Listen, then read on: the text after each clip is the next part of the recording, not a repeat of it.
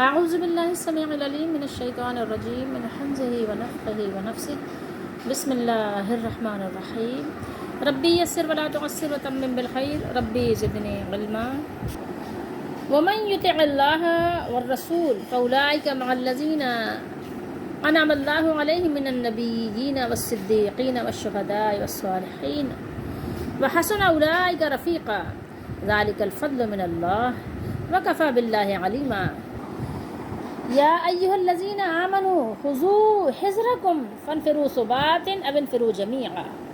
یہ 3 آیات ہیں 69 to 71، یعنی 69 سے لے کے 71 تک، اور سورہ نساء ہے، 5واں سپارہ ہے. اور جو کوئی اللہ اور اس کے رسول کی اطاعت کرے تو وہ ایسے لوگوں کے ساتھ ہوں گے جن پر اللہ نے انعام کیا. ان کو کس کا ساتھ ملے گا؟ جن پر اللہ تعالیٰ کی طرف سے انعام ہوا. انعم اللہ علیہم یعنی انبیاء من النبیین، نبی یعنی نبی کی جمع نبیین، تو نبیین یعنی اردو میں کیا ہے؟ انبیاء، ترجمہ اس کا. صدیقین، ٹھیک ہے، صدیق کی جمع صدیقین. شہید تمام شہداء، اور نیک لوگ، ٹھیک ہے، صالحین یعنی جو ان کی پیروی کرنے والے ہیں، یعنی اور نیک لوگوں کے ساتھ. اور یہ لوگ اچھے رفیق ہوں گے. یہ اللہ کی طرف سے فضل ہے، اور اللہ کافی ہے جاننے والا. اللہ کو معلوم ہے کہ اللہ کا فضل کس پر ہونا چاہیے. اے ایمان والو، یا ایھا الذین آمنوا خذوا، تم اپنے بچاؤ کا سامان لے لو. خذوا لے لو، پکڑ لو، تھام لو. حذرکم پھر تم الگ الگ دستوں کی شکل میں یا اکٹھے ہو کر نکلو. کیا کرو؟ نکلو. او انفروا جمیعا، ٹھیک ہے، چاہے تم جماعت کی شکل میں تم جو ہے اللہ کی راہ میں نکلو، یا تم انفرادی طور پر اپنی اپنی ٹولیاں بنا کر نکلو. یعنی دونوں صورتیں، یعنی وقت اور حالات کے مناسبت سے آپ بہتر طریقے سے اس کی تدبیر کر سکتے ہو کہ حالات کیسے ہیں. یعنی ہمیں ٹولیوں میں نکلنا ہے یا ایک بڑی جماعت بنا کر نکلنا ہے. کہاں نکلنا ہے؟ اللہ کے راستے میں. تو اور پھر اس کے انتظامات کی کیا کرو؟ جو ضروریات ہیں وہ بھی اپنے ساتھ لے لو. قرآن مجید میں اللہ تعالیٰ نے ایسی یعنی خوبصورت اور بہترین آیات بیان فرمائیں، اور اگر آپ غور کریں گے تو الحمد سے لے کے والناس تک آپ کو قرآن مجید کی ایک آیت کا دوسری آیت سے ربط نظر آئے گا. تو یہاں بھی اس سے پہلے جو ہم نے آیات تلاوت کی، آیات پڑھی، اللہ اس کے رسول کی اطاعت پر خاص مخاطبین سے اجر عظیم کا وعدہ تھا. اب ان آیات میں بطور قاعدہ کلیہ کے اللہ اس کے رسول صلی اللہ علیہ وآلہ وسلم کی اطاعت پر عام وعدے کا ذکر ہے.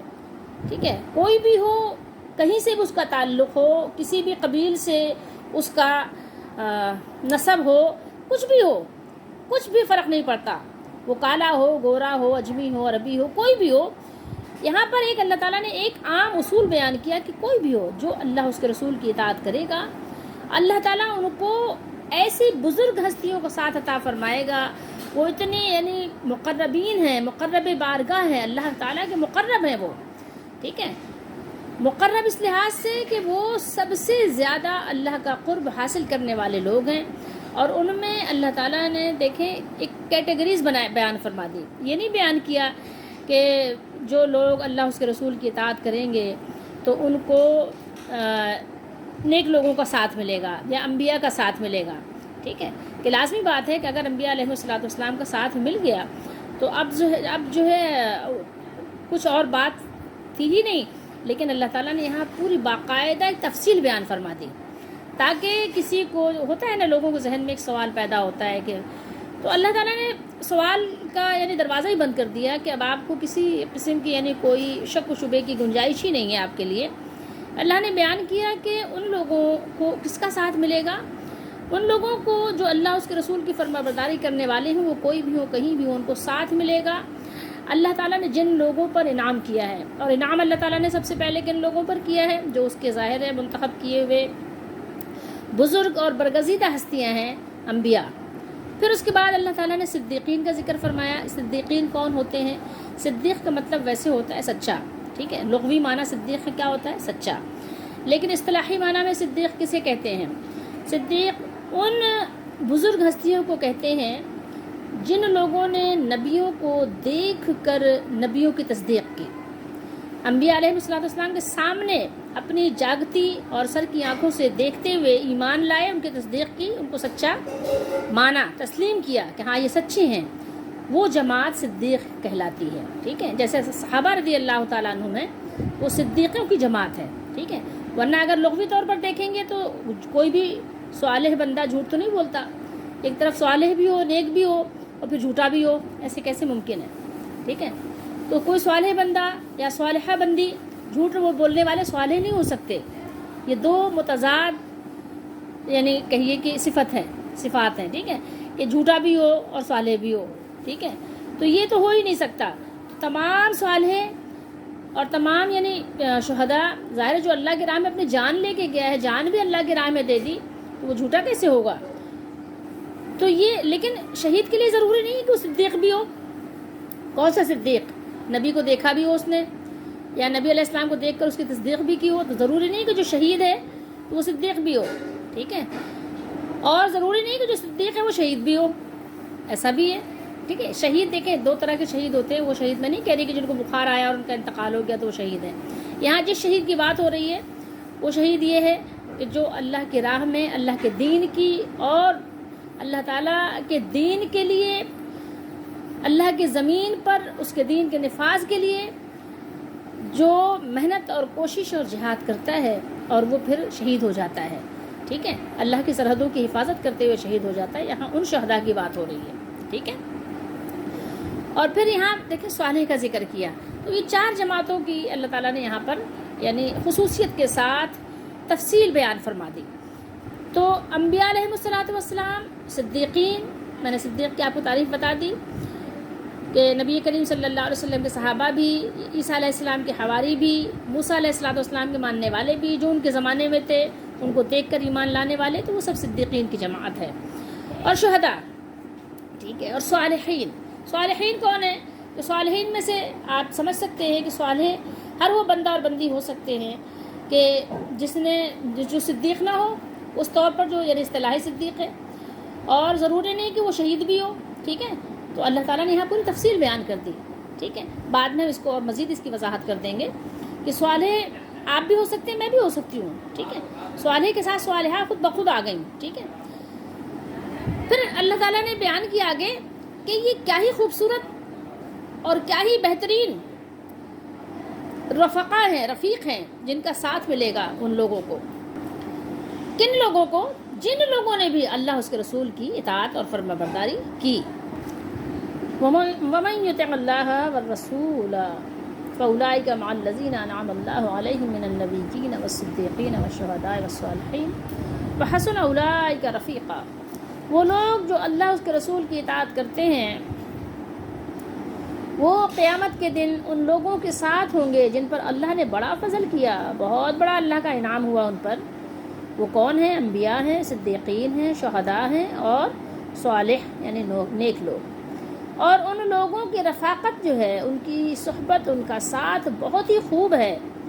جس نے وہ عمل کیا جس کا اللہ اور اس کے رسول نے حکم دیا ہو اور اسے ترک کر دیا، اس سے باز رہے، اس سے دور رہے جس سے اللہ اس کے رسول نے منع فرمایا، تو اللہ تعالیٰ اسے عزت کے گھر میں بسائے گا اور انبیاء کرام علیہ السلام کا ساتھ قرب عطا فرمائے گا. اور ان کے بعد کے رتبے والوں یعنی صدیقین، پھر شہداء، پھر عام مومنوں، ٹھیک ہے، جو صالح ہیں یعنی صالحین کا بھی ساتھ عطا فرمائے گا. اور صالحین وہ لوگ ہوتے ہیں جن کا ظاہر اور باطن کیا ہو؟ بالکل درست ہو، صحیح ہو. پھر اللہ تعالیٰ نے ان لوگوں کی تعریف کرتے ہوئے ارشاد فرمایا وَحَسُنَ أُولَٰئِكَ رَفِيقًا. اور ان لوگوں کی رفاقت، ان لوگوں کی صحبت بہت ہی خوب ہے، بہت ہی خوبصورت ہے.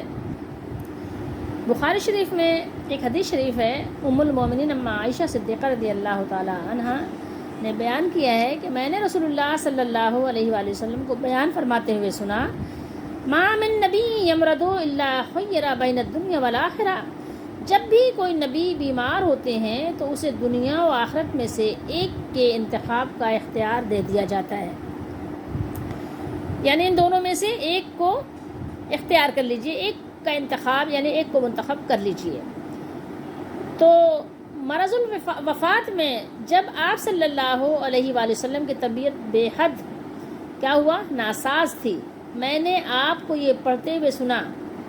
آپ نے کیا پڑھا؟ مع الذین انعم اللہ علیہم من النبیین والصدیقین والشہداء والصالحین۔ تو مجھے معلوم ہو گیا کہ آپ کو بھی اس وقت دنیا یا آخرت میں سے کسی ایک کے انتخاب کا اختیار دے دیا گیا ہے۔ یہ حدیث بخاری شریف میں ہے۔ اور ایک دوسری حدیث میں ہے کہ آپ نے اس موقع پر 3 بار فرمایا، اللہم فی الرفیق الاعلی، اللہم فی الرفیق الاعلی، اللہم فی الرفیق الاعلی، اے اللہ میں اعلیٰ علیین میں انبیاء علیہم الصلاۃ والسلام کی جماعت میں رہنا پسند کرتا ہوں۔ یہ آپ صلی اللہ علیہ وآلہ وسلم اپنے لیے دعا فرما رہے تھے۔ یہ بھی حدیث آپ کو بخاری شریف میں ملے گی، کتاب المغازی میں۔ پھر آپ صلی اللہ علیہ وآلہ وسلم کی روح جو ہے وہ قفص عنصری سے پرواز کر گئی۔ علیہ افضل الصلاۃ والتسلیم۔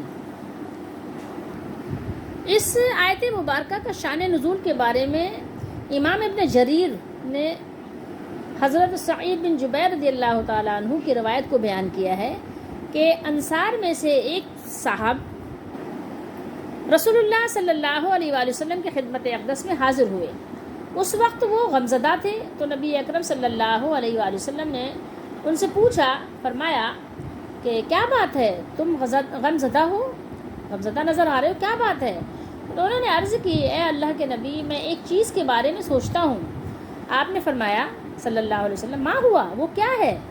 تو انہوں نے عرض کی، ہم صبح و شام آپ کی خدمت میں حاضر ہوتے ہیں، آپ کے چہرے اقدس کا دیدار کرتے ہیں اور آپ کی ہم نشینی کا شرف حاصل کرتے ہیں، یعنی آپ کے ساتھ بیٹھتے ہیں، اٹھتے ہیں، بات چیت کرتے ہیں، تو یعنی آپ کی ہم نشینی یعنی آپ کی صحبت کا شرف حاصل کرتے ہیں۔ لیکن کل سے مراد یعنی روز قیامت آپ صلی اللہ علیہ وآلہ وسلم تو انبیاء کرام علیہم الصلاۃ والسلام کے ساتھ ہوں گے اور ہم آپ تک نہیں پہنچ سکیں گے۔ لازمی بات ہے کہ آپ کا مقام اور ہے اور ہمارا مقام اور ہے، نبی تو نبی ہیں علیہ الصلاۃ والسلام۔ تو رسول اللہ صلی اللہ علیہ وآلہ وسلم نے یہ سن کر خاموشی اختیار فرمائی، آپ نے سکوت فرمایا، یعنی خاموش ہو گئے، آپ نے اس کا کوئی جواب نہیں دیا۔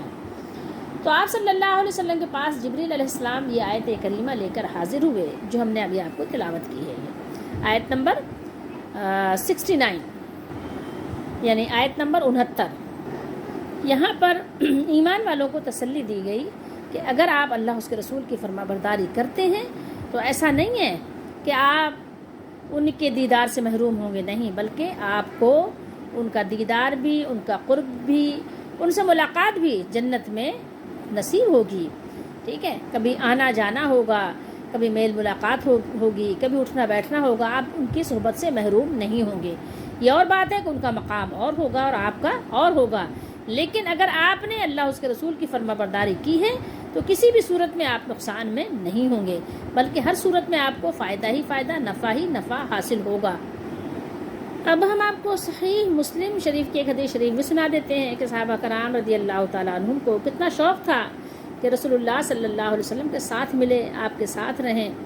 ایک میں اور آپ ہیں، ایک میرے اور آپ کے آنے والے جو یہ بچے ہیں، ہماری نسلیں ہیں، اللہ تعالیٰ ہم سب کو ہدایت اور سمجھ دے۔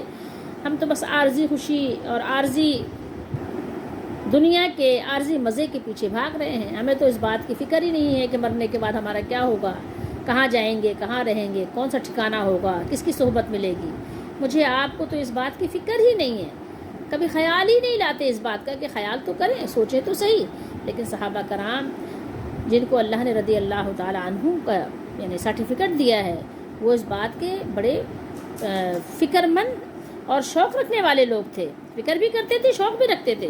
اسی حوالے سے ایک حدیث شریف سنیے، مسلم شریف کی ہے، یہ آپ کو ربیعہ بن کعب اسلمی رضی اللہ تعالیٰ عنہ ہیں، وہ فرماتے ہیں کہ میں نبی اکرم صلی اللہ علیہ وسلم کے پاس رات گزارتا تھا، رات بسر کرتا تھا. ایک ہوتا ہے نا جیسے کہ گارڈ ہوتے ہیں نا چوکیدار، اس طرح سے چوکیداری کرتے تھے کہ رات میں رسول اللہ صلی اللہ علیہ وسلم کو کوئی اذیت اور تکلیف نہ دے. کیوں؟ اس لیے کہ آپ کو پتہ ہے حجرے کیسے ہوتے تھے، اور دشمن تو بہت زیادہ تھے. سب سے زیادہ دشمن تو اللہ کے نبیوں کے ہوتے ہیں نا. تو اس لیے صحابہ کرام از خود آ جایا کرتے تھے، دروازے پہ کھڑے رہتے تھے. دروازے پہ کیوں کھڑے رہتے تھے؟ تاکہ اللہ کے رسول صلی اللہ تعالیٰ علیہ وآلہ وسلم کی چوکیداری کریں کہ کوئی مطلب نقصان نہ پہنچے. اس طرح سے وہ رات میں کھڑے رہتے تھے. تو جب تہجد کا وقت ہوتا تو وضو کے لیے پانی وغیرہ بھی حاضر کر دیتے کہ وضو کر لیجئے، اور بھی جو کچھ ضرورت پیش آ جاتی تو وہ حاضر خدمت ہوتے تھے. تو بہرحال تو وہ وضو کا پانی اور دیگر ضروریات کا اہتمام کر دیتے تھے. ٹھیک ہے. پانی آپ کو پتہ ہے کہ نلوں میں پانی نہیں آتے تھے، اس وقت نل نہیں لگے ہوتے تھے باتھ روم میں. صحیح ہے. اور اس وقت باتھ روم بھی اس طرح نہیں بنے ہوتے تھے. جب اللہ کے رسول صلی اللہ علیہ وسلم کو اپنی حاجت کے لیے جانا ہوتا تو ساتھ ساتھ چلے جاتے تھے، ارد گرد کھڑے رہتے تھے، دیکھتے رہتے تھے کسی طرف سے کوئی دشمن نہ آ جائے. پانی حاضر کر دیتے تھے. پانی کہاں سے آتا تھا؟ کنوؤں سے، کہیں دور دراز سے بھر بھر کر لاتے تھے. اور پانی بڑے احتیاط سے خرچ ہوتا تھا. ہمارے یہاں اتنا نہیں نل کھول کر کھڑے ہو گئے بس وضو ہو رہا ہے جناب. تو یہ سب چیزیں تھیں. تو اب آپ کو پتہ ہے کہ رات میں پانی لا کر رکھ دینا، اور رات کے اندھیروں میں آگے پیچھے اپنی جان کی فکر، اپنی جان کی پرواہ کیے بغیر اللہ کے نبی پر اپنی جان کو فدا کرنے کے لیے حاضر رکھنا، وہ یہ معمولی باتیں نہیں تھیں. ٹھیک ہے. اور ظاہر ہے آپ کو پتہ ہے کہ اللہ تعالیٰ اجر دینے میں وہ بخل نہیں کرتا. وہ تو بڑھا بڑھا کر دیتا ہے. 1 کا 10 دیتا ہے، اور 70 دیتا ہے، اور 700 دیتا ہے. اور اللہ کے نبی صلی اللہ علیہ وسلم میں جواد و کریم ہے.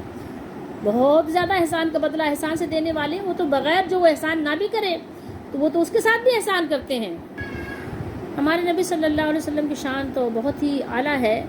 کسی نے کیا خوب کہا ہے، دشمن آ جائے تو چادر بھی بچھا دیتے ہیں، دشمن آ جائے تو چادر بھی بچھا دیتے ہیں، اور گالیاں دیتا ہے کوئی تو دعا دیتے ہیں، ایسے ہیں سرکار، ایسے ہیں سرکار. تو یہ کوئی معمولی بات نہیں ہے. رسول اللہ صلی اللہ علیہ وسلم کسی کے لیے اگر اپنی چادر بچھائیں تو کوئی معمولی بات ہے. کہاں امتی، کہاں رسول اللہ صلی اللہ علیہ وسلم کی چادر. تو بہرحال تو وہ فرماتے ہیں کہ میں آپ صلی اللہ علیہ وسلم کے ساتھ رات گزارتا اور آپ کے لیے وضو کا پانی اور دیگر ضروریات کا اہتمام کر دیتے تھے. ایک دن آپ صلی اللہ علیہ وسلم نے فرمایا، ظاہر احسان کا بدلہ آپ احسان سے دیتے ہیں. آپ نے فرمایا سوال کیجئے، سل ربیہ سوال کرو مجھ سے، مانگو کچھ مانگو. اب یہاں لوگوں نے غلط مسئلے بیان کر دیے کہ رسول اللہ صلی اللہ علیہ وسلم اللہ تعالیٰ کی عطا سے مالک ہیں، جس کو جو چاہیں دے دیں. مطلب بس لوگوں نے کہانیاں بنا دی، جیسے کہ کہانی باز ہوتے ہیں، کہانیاں بنا کر انہوں نے کہانیوں کے انبار لگا دیے. لیکن بہرحال جیسے آپ ہیں کہ آپ کسی سے خوش ہوتے ہیں تو کبھی کوئی انعام، کوئی تحفہ، کوئی گفٹ دیتے ہیں. تو رسول اللہ صلی اللہ علیہ وسلم نے فرمایا کہ ہاں تمہیں بھی کوئی اگر حاجت ہے تو مجھ سے مانگو، طلب کرو، میں بھی تمہیں دوں، تو تمہیں تمہاری پسند کی چیز دے دوں، ضرورت کی چیز دے دوں. تو آپ نے فرمایا سل ربیہ سوال کرو. تو کہنے لگے کہ میں نے کہا میں نے کہا اسألک مرافقتک فی الجنہ. انہوں نے کہا کہ میری درخواست یہ ہے کہ مجھے جنت میں آپ کی رفاقت نصیب ہو. ٹھیک ہے. میں آپ کی صحبت جنت میں چاہتا ہوں. تو اس پر رسول اللہ صلی اللہ علیہ وسلم نے فرمایا او غیر ذالک. ٹھیک ہے. کوئی اور سوال کرو، مطلب کچھ اور مانگو. او غیر ذالک، اس کے علاوہ سوال کرو. ٹھیک ہے. او غیر ذالک، یہ تو بہت بڑی چیز مانگ لی ہے تم نے، جنت میں رسول اللہ صلی اللہ علیہ وسلم کا قرب، آپ کی صحبت. تو آپ نے فرمایا کہ او غیر ذالک. قل تو پھر میں نے کہا ہوا ذاکا. تو میں نے عرض کی کہ وہ بھی یہی ہے. ٹھیک ہے. اگر دوبارہ مانگوں گا تو یہی مانگوں گا. ٹھیک ہے. اگر کچھ اور مانگوں گا تو یہی مانگوں گا کہ جنت میں آپ کا ساتھ ملے. ٹھیک ہے. مرافقتک فی الجنہ، جنت میں آپ کی مرافقت ملے، آپ کی رفقت، آپ کی صحبت ملے. تو آپ صلی اللہ علیہ وسلم نے فرمایا کہ اچھا یہی تمہیں چاہیے. تو پھر آپ نے کیا کہا؟ فرمایا فاعنی علی نفسک بکثرت السجود. آپ صلی اللہ علیہ وسلم نے فرمایا کہ پھر کثرت سجود کے ساتھ میری مدد کرو. کیا مطلب؟ کہ زیادہ نوافل پڑھو. نوافل کا اہتمام کرو. جب ظاہر ہے 2 رکعت آپ نفل پڑھیں گے تو کتنے سجدے کریں گے؟ 4 سجدے ہو جائیں گے. 4 رکعت نفل پڑھیں گے تو 8 سجدے ہو جائیں گے. تو یعنی نفل کے ساتھ، نوافل کے ساتھ، کثرت سجود کے ساتھ میری مدد کرو. یعنی اتنا قرب حاصل کر لو اللہ کا کہ میں تمہاری سفارش کروں اور اپنا قرب جو ہے اللہ تعالیٰ سے مانگوں تمہارے لیے. مفہوم جو ہے حدیث شریف کا یہی بن رہا ہے. ٹھیک ہے. تو یعنی اتنا شوق تھا صحابہ کرام کو رسول اللہ صلی اللہ علیہ وسلم کا ساتھ حاصل کرنے کا. دنیا کی کوئی چیز نہیں مانگی. کیا مانگا؟ میں اور آپ ہوتے تو کیا کہتے؟ یا رسول اللہ کچھ یعنی روزگار کا بندوبست ہو جائے، کوئی اچھا گھر مل جائے، کوئی گاڑی مل جائے، کوئی اونٹ مل جائے. مطلب اس طرح کی ہم دنیا کی چیزیں، جیسے اگر ہماری کسی سے جان پہچان ہوتی ہے تو ہم کیا مانگتے ہیں؟ بچے کو نوکری دلا دیں، ٹھیک ہے، ذرا یہ کام بنا دیں، بچے کا ذرا اچھے اسکول میں ایڈمیشن ہو جائے، فیس آدھی ہو جائے. مطلب مختلف ہماری یہ دنیا کی غرض و غایت ہوتی ہے. تو بہرحال انہوں نے مانگا تو کیا مانگا؟ رسول اللہ صلی اللہ علیہ وسلم کا قرب مانگا. ایک اور حدیث شریف سن لیجئے، چھوٹی سی ہے لیکن یہ کہ آپ کو احادیث کی یعنی کتب میں آپ کو یہ متواتر سندوں کے ساتھ صحابہ کرام کی ایک بڑی جماعت سے مروی ہے وہ ملے گی. ٹھیک ہے، کہ رسول اللہ صلی اللہ علیہ وسلم سے ایک شخص نے رسول اللہ صلی اللہ تعالیٰ علیہ وآلہ وسلم سے ایک اس شخص کے بارے میں پوچھا گیا جو کچھ لوگوں سے محبت تو کرتا ہے لیکن ابھی تک وہ ان جیسے اعمال کر کے ان سے ملا نہیں ہوتا. یعنی یہ دیکھیے کہ ایک کوئی بھی ہے محبت تو کرتا ہے وہ بڑے لوگوں سے لیکن اس کے کام بڑے لوگوں جیسے نہیں ہیں. لیکن بڑے لوگوں جیسے کام نہ ہونے کا مطلب ہے کہ وہ ظاہر ہے کہ بہت تبلیغ اس نے نہیں کی، بہت اس نے نماز تہجد نہیں پڑھی، لیکن یہ تو مطلب نہیں ہو سکتا نا کہ آپ یہ کہیں کہ وہ نمازیں ہی نہیں پڑھتا. ٹھیک ہے، اس کو محبت تو ہے رسول اللہ صلی اللہ علیہ وسلم سے، اس کو صحابہ کرام کی جماعت سے محبت تو ہے، صدیق اکبر سے محبت تو ہے، لیکن نماز نہیں پڑھتا. یہ کون سی محبت ہے؟ وہ نماز نہیں پڑھتا. یہاں عمل ان جیسے نہ کرنے کا مطلب ہے کہ جیسے انہوں نے بڑے بڑے کام کیے ہیں وہ بڑے بڑے کام، یہ تو نہیں ہے مطلب کہ اس میں فرائض ہی چھوڑ دیے، یہ مقصد نہیں ہے. بڑے بڑے کام ان جیسے کام نہیں کر سکا، اس کا مطلب ہے کہ جو انہوں نے یعنی بڑے بڑے مجاہدے کیے، ٹھیک ہے، کھانے میں، پینے میں، اظہار میں، اس جیسے عمل نہیں کر سکا لیکن محبت اس کو ہے اور فرائض بھی ادا کرتا ہے. ٹھیک ہے، صدقہ خیرات بھی کرتا ہے لیکن ان جیسے نہیں کر پایا. تو کیا ہوا؟ ہمارے یہاں لوگ غلط مطلب نکالتے ہیں کہ ہمیں اللہ کا اس کے رسول سے محبت ہے، پتہ چلا نماز بھی نہیں پڑھ رہے ہیں، جھوٹ بھی بول رہے ہیں، دھوکے بھی دے رہے ہیں، کہہ رہے محبت ہے. خواہ مخواہ محبت ہے. یہ دو بالکل یعنی ایک اپوزٹ یعنی باتیں ہیں. بہرحال تو یعنی رسول اللہ صلی اللہ علیہ وسلم سے اس شخص کے بارے میں پوچھا گیا جو کچھ لوگوں سے محبت تو کرتا ہے لیکن ابھی تک ان جیسے یعنی اعمال کر کے ان کی طرح یعنی بن نہیں سکا، ان سے ملا نہیں ہوتا. تو آپ صلی اللہ علیہ وآلہ وسلم نے ارشاد فرمایا المرء مع من احب، آدمی اسی کے ساتھ ہوگا جس سے وہ محبت کرے. ٹھیک ہے، جس سے محبت کر رہے ہو اسی کے ساتھ ہوگے. تو اعمال یہ ہے کہ ہو سکتا ہے کہ اعمال میں آپ کے نوافل میں آپ کے جو تطوع ہے اس میں کمی ہو سکتی ہے. یہ مقصد نہیں کہ آپ نے فرائض چھوڑ دیے. ٹھیک ہے، اب ہمارے زمانے میں تو لوگوں کو محبت بھی، آئیڈیل بھی کون لوگ ہیں ظاہر آپ کو پتہ ہے، آپ کے سامنے یہ ساری باتیں.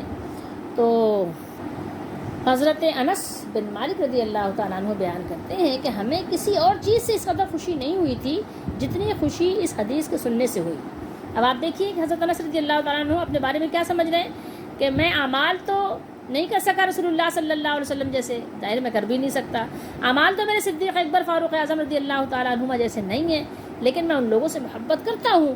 ٹھیک ہے، تو لہٰذا مجھے امید ہے کہ اللہ تعالیٰ مجھے ان کے ساتھ ہی اٹھائے گا. ٹھیک ہے، وہ میں ان جیسے عمل نہیں کر سکا.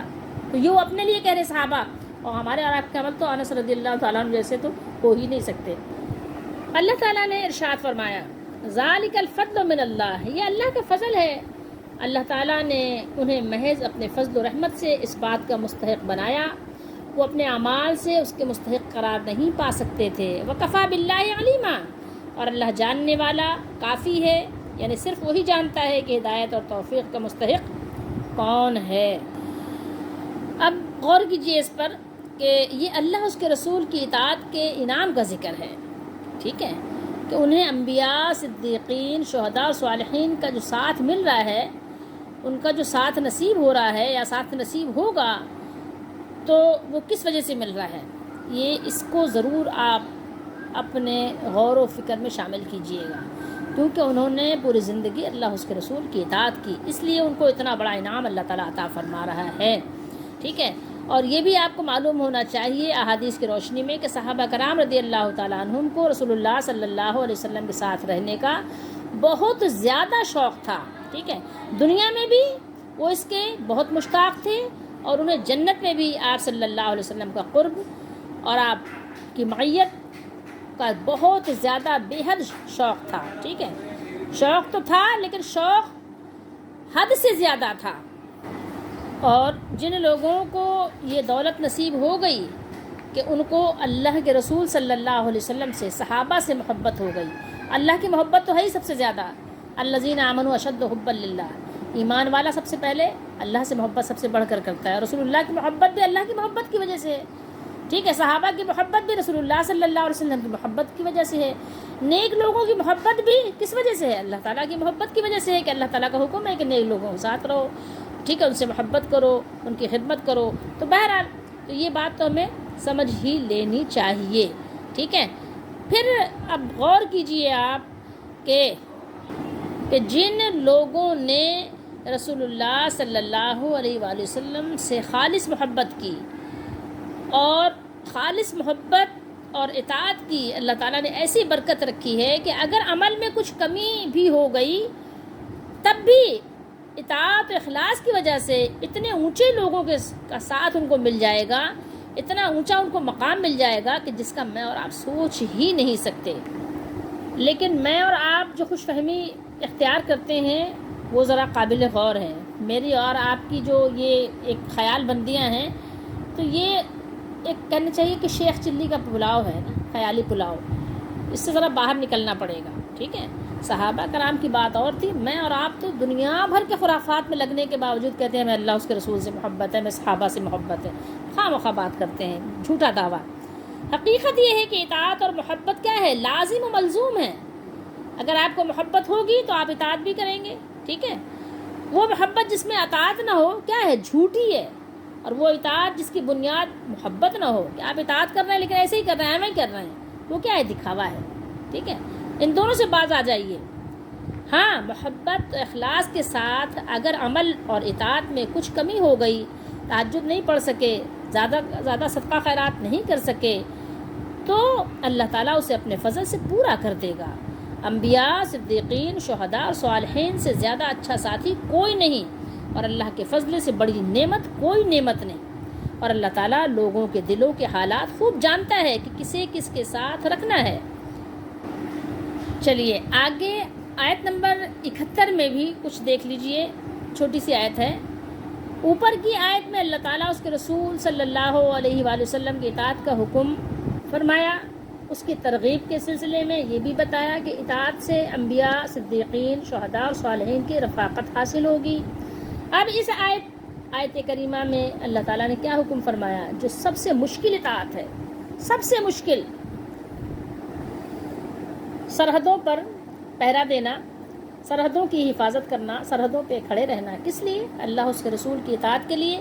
زمین پر اللہ کا حکم، اللہ کے جو اس کا نظام قانون ہے اس کے نفاذ کے لیے کھڑے رہنا، زمین کے خطے کو آزاد کروانا تاکہ وہاں اللہ تعالیٰ کا حکم چلے، اس کے لیے کبھی جان کی قربانی بھی پیش کرنی پڑتی ہے، ٹھیک ہے، اس کے لیے اپنی جان دینا اتنا مشکل کام ہے، اس کا اندازہ کیسے لگایا جا سکتا ہے؟ نرم نرم بستروں پر لیٹ کر اور ٹھنڈی مشینوں میں اور آرام دہ زندگی گزارنے میں آپ کو اس کا اندازہ کیسے لگا سکتے ہیں؟ کیسے لگا سکتے ہیں؟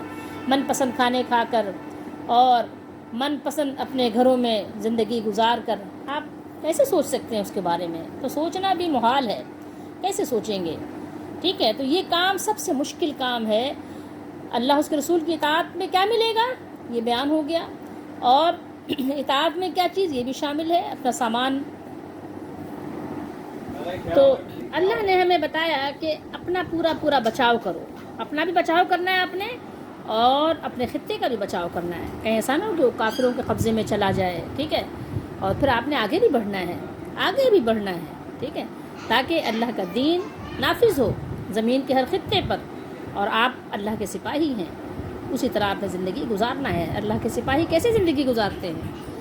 ٹھیک ہے. کفار و منافقین سے آپ کو اپنا پورا بچاؤ کرنا ہے، اور بچاؤ رکھنے کا اللہ تعالیٰ نے یہاں حکم دیا اور فرمایا کہ حالات کے مطابق الگ الگ دستوں یا اکٹھے لشکر کی صورت میں نکلنے میں جو بہتر ہو اس کو اختیار کرو.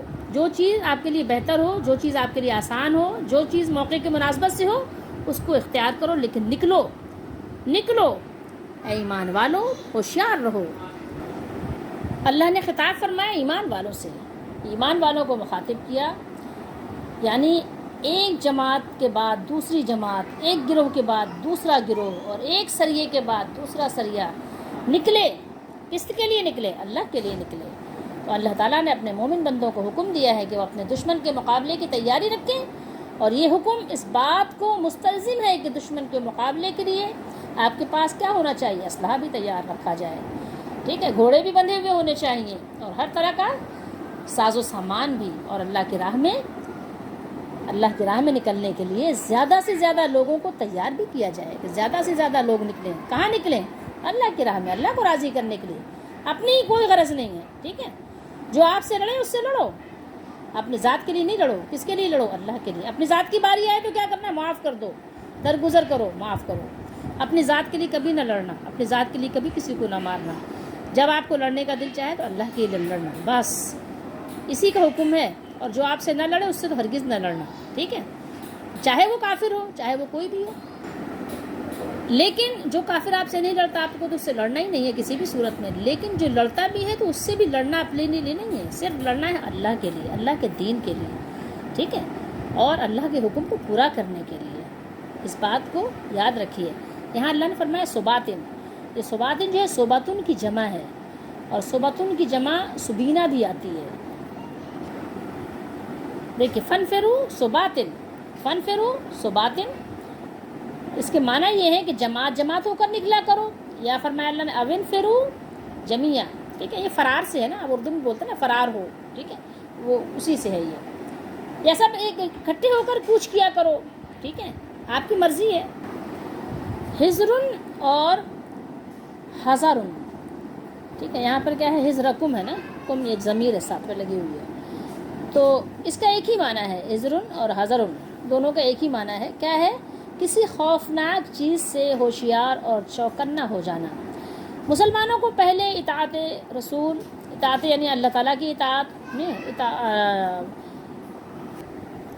اللہ کی اطاعت یعنی مالک کی، ہمیں اپنے مالک کی اطاعت، اور پھر اللہ کے رسول صلی اللہ علیہ وسلم کی اطاعت کا پہلے حکم دیا. اب دین حق کی سربلندی کے لیے، اللہ تعالیٰ کے دین کے لیے نکلنے کی اللہ تعالیٰ نے تلقین فرمائی، اس کی تیاری کی تلقین فرمائی. اور پوری طرح تیاری کرنے اور دشمن کی یعنی دھوکے بازیاں، فریبیوں سے، ان کے چالوں سے ہوشیار اور چوکنا رہنے کی اللہ تعالیٰ نے ہدایت فرمائی ہے. اور اس کا معنی کیا ہے؟ یہ صبات جو میں نے ابھی آپ کو بتایا تھا، اس کا معنی ہے گروہ، یا آپ جو بھی اپنے زبان میں دستہ اور ٹولی ترجمہ کر سکتے ہیں. اب دیکھیے میرے اور آپ کے لیے اس میں کیا سبق ہے؟ بے شمار سبق پوشیدہ ہیں. میں اور آپ کیا ہو گئے؟ عیش کوش ہو گئے، عیش کوشی میں اپنی زندگی برباد کر رہے ہیں. ٹھیک ہے، اور یہ بس عارضی لذتوں، عارضی مزے کے پیچھے بھاگ رہے ہیں. اپنے بچوں کو ہم نے لگا دیا ہے، بس اب دنیا ہی سب کچھ ہے. یہ دنیا کو سجا رہے ہیں، بنا رہے ہیں، سنوار رہے ہیں، بس اسی میں سب کچھ، اپنی طاقت، اپنی عزت، اپنی کہنا چاہے دولت، سب کچھ اسی میں فنا کر رہے ہیں. ہمارے پاس جو کچھ اللہ تعالیٰ نے انرجی دی تھی کہاں فنا ہو رہی ہے؟ دنیا کی محبت میں، دنیا کے وہ حاصل کرنے میں، سب اسی میں فنا اور برباد ہو رہی ہے. ہم نے کبھی سوچا ہی نہیں کہ دین کو فروغ ہمیں کیسے دینا ہے، دین کی ترقی کے لیے ہمیں کیا کرنا ہے، اس کے لیے کیا محنت کرنی ہے، اس کے لیے کتنے گھوڑے باندھنے ہیں، اس کے لیے اپنے دولت کیسے لگانی ہے. کبھی سوچا ہی نہیں. کبھی سوچا ہی نہیں کہ اللہ کی اطاعت کرنی ہے. کبھی سوچا ہی نہیں کہ رسول اللہ صلی اللہ علیہ وسلم کی اطاعت کرنی ہے. کبھی سوچا ہی نہیں کہ وہ اللہ تعالیٰ سے انعام حاصل کرنا ہے کہ نبیوں کا قرب نصیب ہو، صدیقین، شہداء اور صالحین کا ان کا ساتھ نصیب ہو، کیونکہ یہ بہترین ساتھی ہیں. اور اللہ کا فضل حاصل کریں، اور اللہ تعالیٰ کے علم میں جو کچھ ہمارا مقام و مرتبہ ہے وہ کیا ہو؟ بہترین ہو.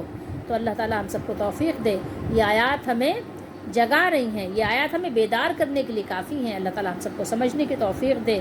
اس سے پہلے کہ ہماری آنکھیں بند ہو جائیں اور ہماری وہ آنکھیں کھل جائیں جو یعنی سب کچھ نظارہ کھلی آنکھوں سے دیکھنے والی ہو جائیں، لیکن پھر وقت نکل چکا ہوگا، پھر فائدہ کوئی نہیں ہوگا. اللہ تعالیٰ ہماری دستگیری فرمائے، ہماری مدد فرمائے، ہمیں سمجھنے کی توفیق دے.